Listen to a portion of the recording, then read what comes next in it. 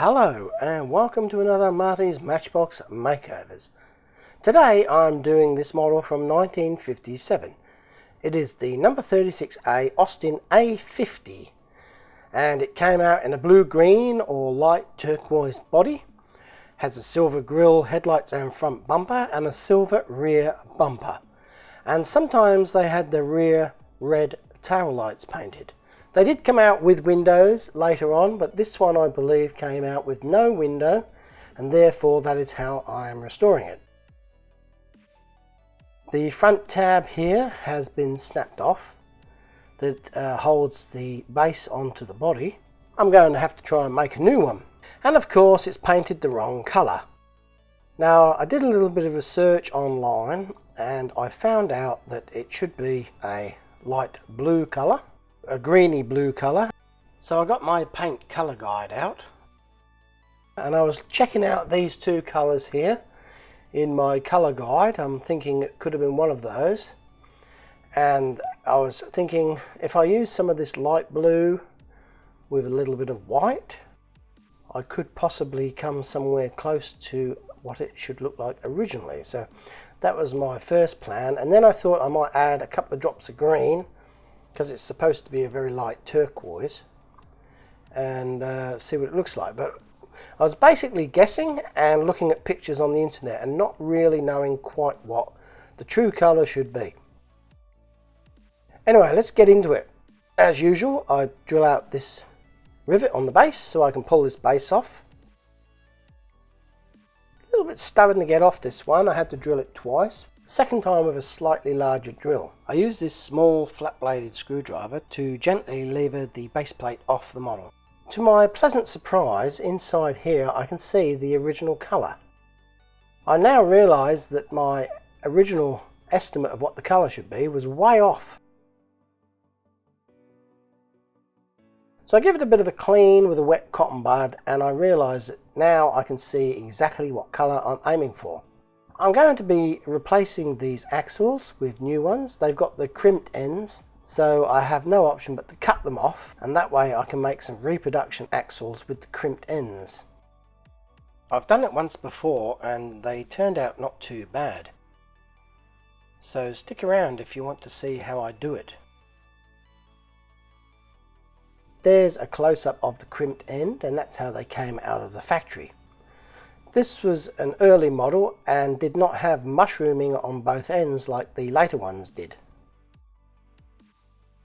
Here's that broken off tab. It's still jammed in the front there, so I use this dental pick to push it out. It's good that it's still there because it gives me an idea of the dimensions of the part I'm supposed to recreate. Somehow I've got to fix it on the front there so that this base can go back in. Now I'm going to use my new ultrasonic cleaner to try and clean these grey metal wheels up. They have a groove running around the axle, between the axle and the tyre, and they are full of crud or muck, as you can see here. So I'm just playing around with this thing. I'm still experimenting. I have no idea how to use it. All I know is that I can set the temperature of the fluid and the time. And I put in some PCB cleaning fluid as a start to see whether that does any good. So 10 minutes later I come back and I pluck these wheels out. And initially I'm thinking this has done a fantastic job. And then I see this one that really needed cleaning, and it hasn't really done much at all. Maybe the chemicals have softened this paint or whatever it is, but it hasn't actually done any cleaning. So I've probably got it on the wrong settings and I'm using the wrong product. Anyway, moving on, I'm going to paint strip this model, and rather than waste paint stripper like I normally do, some kind person sent me this turkey baster. And the idea is to suck the amount of required paint stripper up into it and then squirt it out onto the model, thereby reducing the amount of wastage. However, it did not work too well, and minutes, literally minutes after I immersed it into the paint stripper and sucked some up in it. It went all frosted and melted and brittle on the ends and cracked when I actually looked at it.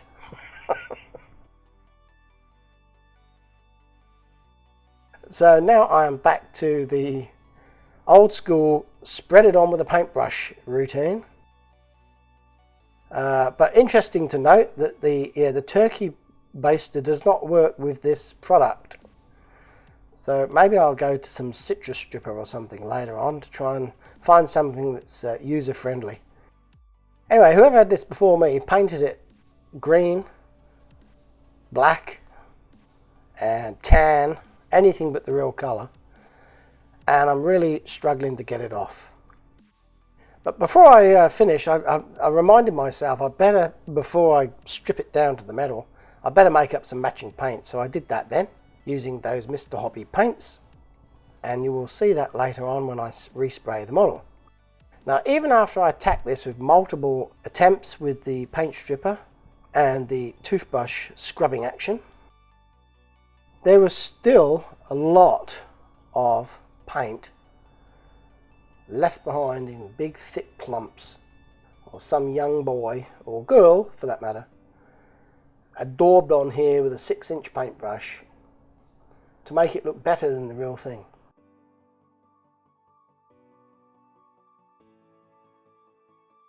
I find some little scraps there of the original colour, those little flakes, and it's very stubborn getting this clean. And I'm sick of picking away with these dental tools. I thought I'd just run it over with this wire brush, as I've seen other restorers do. They seem to have a lot of success with this technique. And as I'm going, little did I know that a wire fibre flew off the brush and embedded itself in my hand. Well, taking one for the team, I thought I've got to get this shot, so I'll ignore it for the time being, even though it was stinging. And I continued with the cleaning.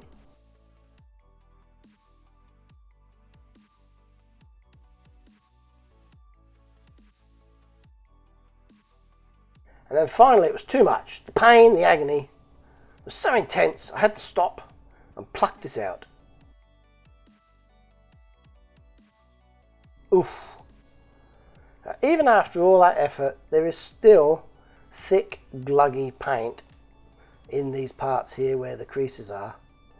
And I was going to do a 2-for-1 in this video, i.e. I was going to do 2 makeovers in one. But this little toy put up so much resistance that I ran out of time. So this is just a one-off. This is an old school Marty's Matchbox makeover of yesteryear, when I first started out and I would do these old vintage cars with no gimmicks and basic techniques. And this is what I'm doing today. So it's great to revisit the days of yesteryear when I was first starting out, because these were the kind of models that I first started out with, and it's great to revisit them because they are sadly neglected and often forgotten, as they were the genuine Matchbox originals. The bumper bar needs dressing with a file.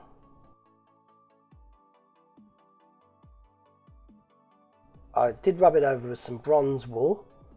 Came up quite good. There's a couple of dings in the roof there that I'm going to fill later.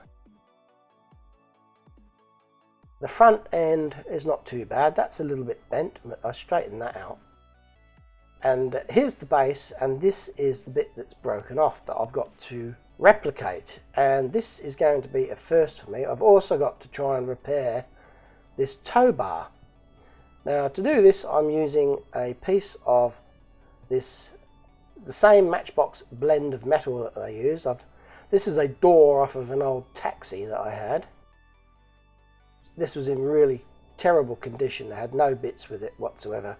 And I used it as an experiment. And this is the first time that I've experimented, and I actually welded that on there using a new product that I'm trying out called Muggy Weld.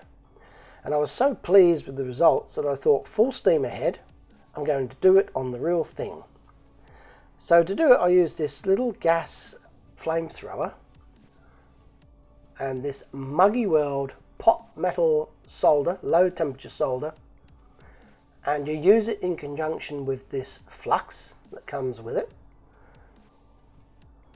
Now I'm using my helping hand. I've cut out a piece of metal the right size and I've braced it up against the base of the model there, like this. I've dipped the muggy weld rods into the flux and it didn't work. This is part of the taxi door here, and I'm hoping I can weld it onto there using this muggy weld product. And I've tried this once before, but I didn't have this little flamethrower.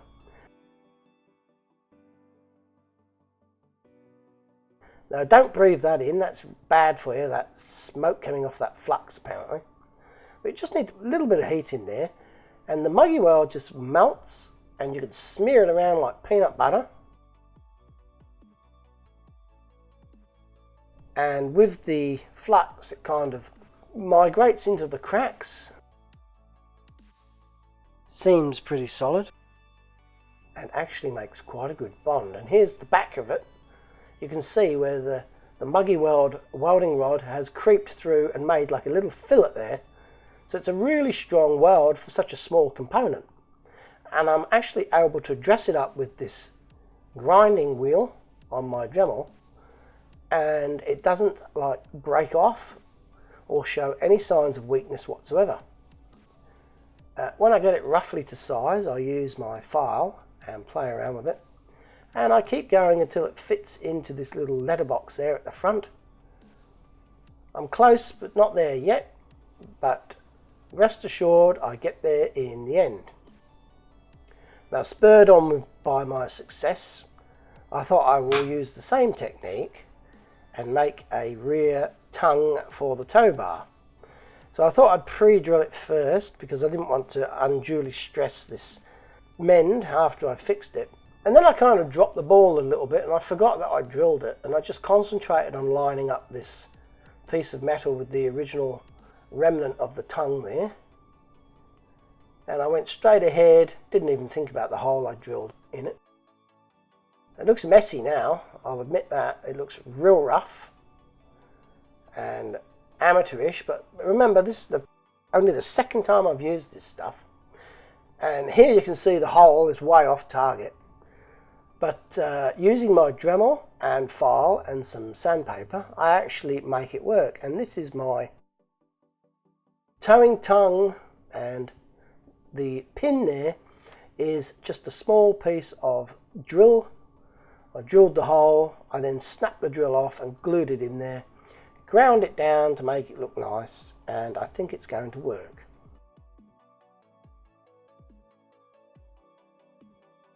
So after spending half a day on that, I'm now back to basics and I am drilling out the post to tap it so I can put these screws in and fix the thing back together at the end just like normal. Here's those little dents and dings in the roof I'm talking about. I don't know what's caused them. They're all similar sizes too, which seems strange. Maybe somebody banged a nail on it, or who knows. So I'll just use some of this body filler, just smear it on roughly, let it dry, and I'm going to sand it back smooth later. Whilst that's curing, I thought I would go back to these wheels, and I've decided I'm going to make up a dark grey wash rather than my black tar wash. These are metal wheels that are painted dark grey in the factory. So I'm just going to give them a wash of my own dark grey of a matching colour, and hopefully they will come up like new. So I started off with that light medium grey or whatever, and I'm adding a little bit of darker grey to it. Rather than black, I'm adding darker grey, and I finally get to a colour that I feel is very similar to the original colour. And I just put a light wash on there so it runs into the grooves but doesn't obscure the tread, or the, I think it's number 36 is kind of stamped on the wheel or cast on the wheel. I didn't want to disguise that either, I wanted it to be visible. So it's a very thin wash here, very thin paint. I'm just daubing it on and hopefully when it's dry it will look nice. So now I've done that, I can go back to the roof that is now cured, and I can just sand it back with some very light emery paper.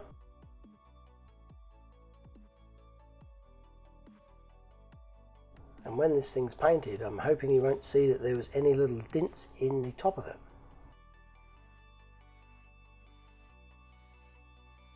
Now I'm trying something different here. I've got a little bath, plastic bath there. It was batteries. I bought some batteries, and I'm repurposing it as a little bath here to put some thinners all over this model. Now hopefully it is ready for undercoating. I used the Tamiya surface primer, the light grey. It comes up really schmick. Look at that. You can read everything, you can see every detail.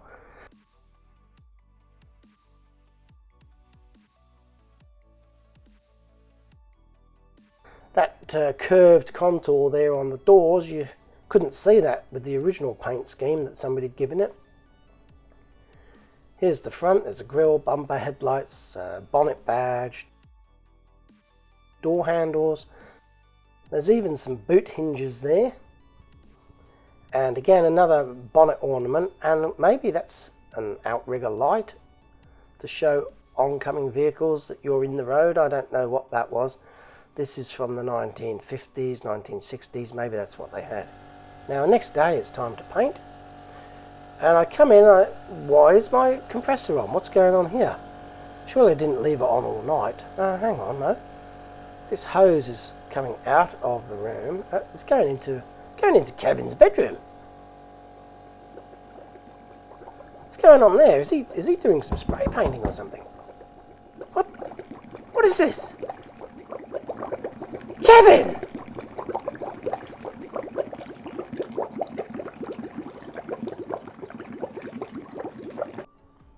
Okay, well I've told Kevin off, and now I'm now back into the spraying mode. Here's the blue colour paint that I matched to the interior of the roof earlier on in the video. And I'm now going to paint the model. It's always an exciting time, but also a very nerve-wracking time, because if the paint doesn't come out smoothly, you can get spluttering, lumps of paint, you can get dust, particles, flecks of skin, who knows. It can all go pear-shaped right here, but thankfully this one worked. For the base I used some of this Australian export satin black out of the can, and I just baked it in my oven for 20 minutes at about 35 degrees. Now I'm thinking about making some replacement axles, because remember I cut the old ones off. So I've got all these bits and bobs here to choose from. A multitude of axles. I find one with the correct diameter shaft.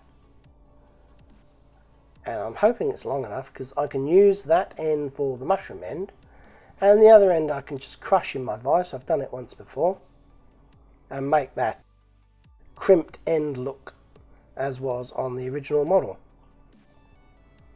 These are two different lengths, so I picked the shortest one, and I get these little scraps that I saved after I cut the originals off, and I'm just checking that the ones I've picked are long enough. And as you can see, I've got plenty to work with, so no problem there. Now this has been done, baked in the oven, and the finish looks absolutely beautiful. I'm very pleased with it.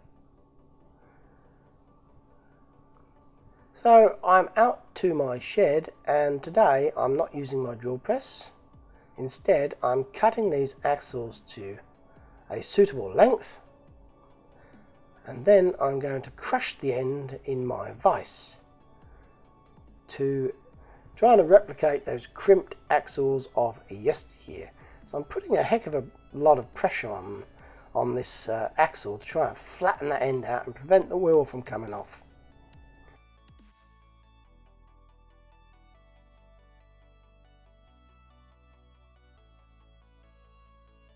And it looks mighty disgusting, it looks awful because of the grip the milling of the jaws, because of the texture of the jaws of the vise, it's come out very rough.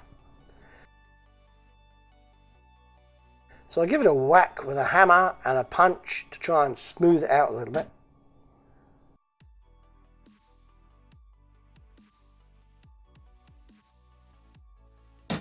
And that seems to make it look a little bit better.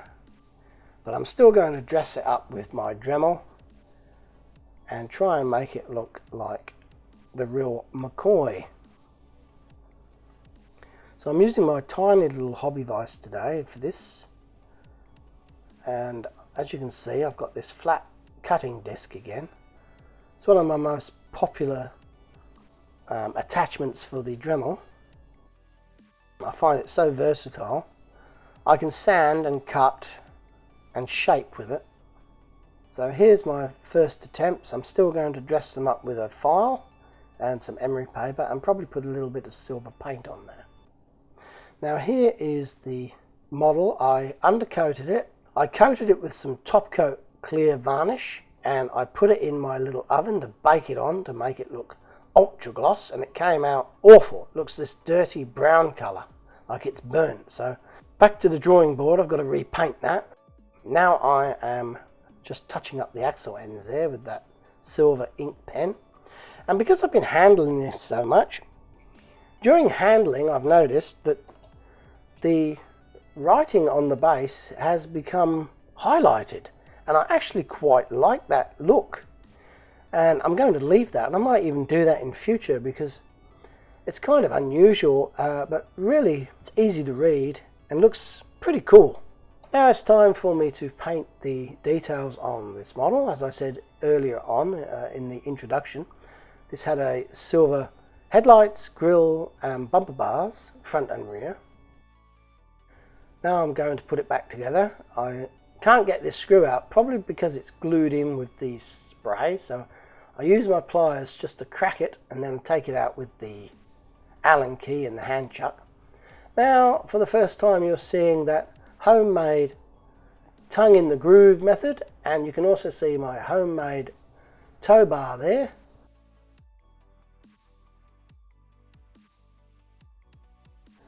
It's a bit of a muck there, picked off, and here's the underside, and I am really happy with how this model is looking.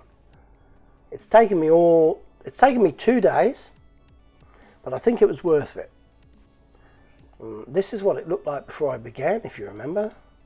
The wheels were disgusting, the paint job was disgusting, had so much paint on it, and it was broken. There was bits broken on it. Well, they're now all fixed, and it's got a traditional colour scheme, and the bits that are silver are silver, the bits that should be blue are blue, and the tyres have been given a nice grey wash, and this thing looks like a brand new model again, straight out of the Matchbox factory.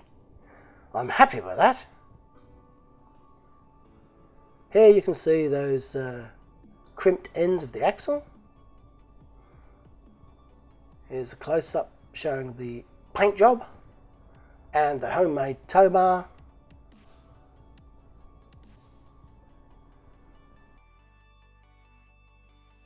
The bonnet ornament and the badge on the front there highlighted. And this is what it would have looked like in the 60s driving down the street. I hope that you've enjoyed this episode of Marty's Matchbox Makeovers. Please like, share and subscribe. Until next time, see you later. Hey. Oh, Jesus Christ. That was hard. It's a beautiful colour. Oh, idiot brain. The top coat has gone black. Now I'm going to have to repaint the f***ing thing.